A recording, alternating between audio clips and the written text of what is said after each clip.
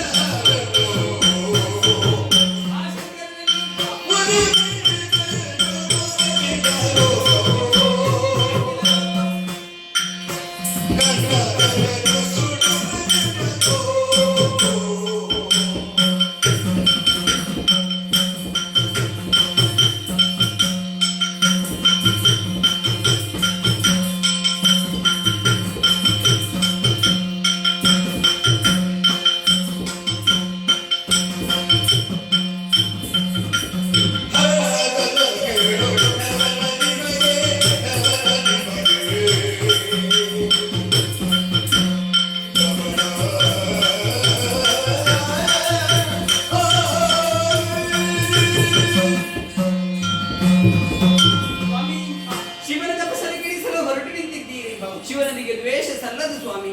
ಶಿವನ ತ್ರಿನೇತ್ರನಾಗಿದ್ದಾನೆ. ಅದೆಷ್ಟೋ ದಾನವರು ಮಡಿದು ಹೋಗಿದ್ದಾರೆ. ಅಂಧಕಾಸುರ, ಗಜಾಸುರ, ತ್ರಿಪುರಾಸುರ, ಜಲಂಧರ ಇವರೆಲ್ಲರೂ ಭಸ್ಮವಾಗಿ ಹೋಗಿದ್ದಾರೆ. ಶಿವನಿಗೆ ದ್ವೇಷ ಕಟ್ಟಿಕೊಳ್ಳುತ್ತಾರೆ. ಮೂರನೇ ಕಣ್ಣನ್ನು ತೆರೆದ ಅಂತಾದರೆ ನಾವೆಲ್ಲರೂ ಭಸ್ಮವಾಗಿ ಹೋಗುತ್ತೇವೆ. ಹೋಗುವುದು ತರವಲ್ಲ, ಹೋಗಲೇಬೇಕಾಗುತ್ತದೆ. ಸರ್ವಶಕ್ತನಾದ ಹರಿಯೇ ರಕ್ಷಿಸುತ್ತಾನೆ.